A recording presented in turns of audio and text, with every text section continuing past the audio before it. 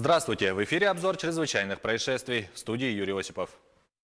В Сунтарском районе осудили мужчину, который украл около 64 тысяч килограммов муки. Об этом сообщает прокуратура Якутии. Обвиняемый 29-летний мужчина. В судебном заседании установлено, что подсудимый, являясь материально ответственным лицом, присвоил со склада более 1200 мешков муки общим весом свыше 63 840 килограммов. Он продавал похищенное гражданам и предпринимателям. Учитывая инвалидность подсудимого, активное способствование расследованию преступления, положительные характеристики, суд приговорил его к 4 годам лишения свободы условно с испытательным сроком на 3,5 года. Осудили за разбой. В Алданском районе перед судом предстал житель села Томмот. Как сообщает прокуратура республики, молодой человек ранее был судим с назначением ему наказания в виде лишения свободы условно, в течение которого он должен был своим поведением доказать свое исправление.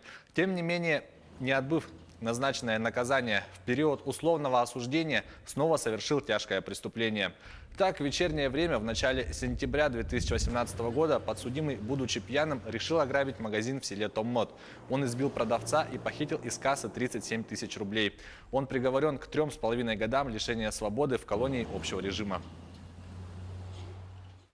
В Якутске на перекрестке улиц Петра Алексеева и Пояркова города Якутск произошло ДТП. Предварительно установлено, что 55-летний водитель на Toyota Sprinter Кариб, следуя по улице Петра Алексеева со стороны улицы Орджоникидзе в сторону улицы Лермонтова на регулируемом перекрестке улиц Пояркова и Петра Алексеева, проехал на запрещающий сигнал светофора, в результате чего столкнулся с автомашиной Toyota Corolla Fielder под управлением 62-летнего водителя.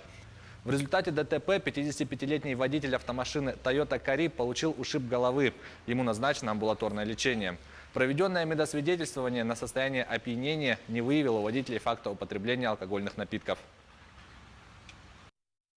Госавтоинспекция очередной раз напоминает автолюбителям, что при управлении автомобилем следует быть предельно сконцентрированными, в частности, соблюдать очередность проезда перекрестков, также держать интервал и дистанцию между транспортными средствами, не превышать безопасный скоростной режим и необходимо быть аккуратнее при совершении маневров, в том числе перестроения из ряда в ряд. Нужно в обязательном порядке в любое время дня и ночи передвигаться на машине с включенными внешними световыми приборами. Ну а в непогоду обязательно использовать противотуманные фары, а в условиях сильного тумана либо снегопада максимально снижать скорость в местах массового скопления людей перед пешеходными переходами, вблизи остановок общественного транспорта, образовательных учреждений и дворовых территорий. На территории города Якутска в целях снижения аварийности на дорогах и пресечения грубых нарушений правил дорожного движения провели профилактические рейдовые мероприятия. Во время массовых проверок было задействовано 46 сотрудников и 14 автопатрулей ДПС. В ходе профилактического мероприятия сотрудниками Госавтоинспекции Якутии было составлено 531 административных материалов, а также задержаны и отстранены от управления 12 водителей в состоянии опьянения. 2 человека задержаны за повторное управление транспортными средствами в нетрезвом виде. На руднике в Аймяконском районе Якутии произошло задымление.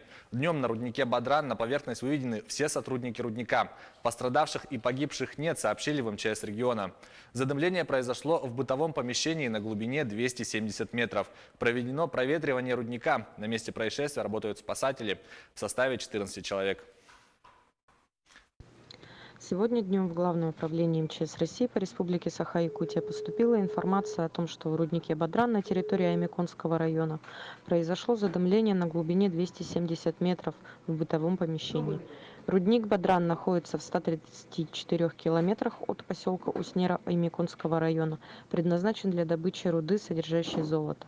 На месте происшествия работает одно отделение Якутского ВГСО в ГУП ВГСЧ в составе 8 человек, 1 единицы техники и вспомогательная горноспасательная команда в составе 6 человек.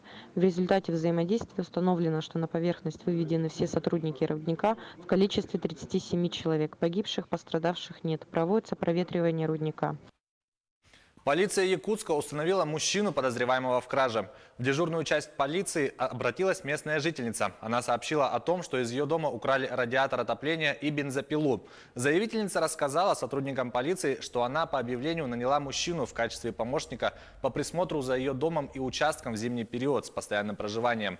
Вскоре, приехав проверить обстановку, она не обнаружила ни свою технику, ни рабочего, после чего обратилась в полицию. Подозреваемого задержали. Им оказался безработный 29-летний уроженец Среднеколымского района.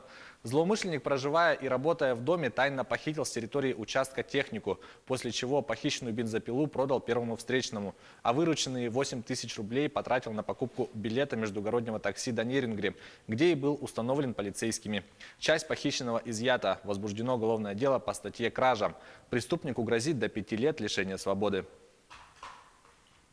Якутский городской суд взыскал почти 5 миллионов неуплаченных налогов. Об этом сообщает прокуратура республики. Установлено, что осужденный умышленно уклонился от уплаты налогов в особо крупном размере путем включения заведомо ложных сведений в налоговые декларации индивидуального предпринимателя по единому налогу по упрощенной системе налогообложения за период с 2013 по 2015 годы и по налогу на добавленную стоимость путем включения заведомо ложных сведений, причинив тем самым ущерб бюджету России на общую сумму свыше 4 миллионов 950 тысяч рублей.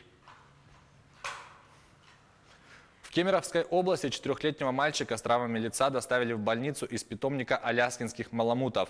Ребенок катался на собачьей упряжке, которой управлял его 12-летний брат. Сани перевернулись, а подбежавший владелец питомника и мама мальчиков обнаружили рваные раны на лице 4-летнего ребенка.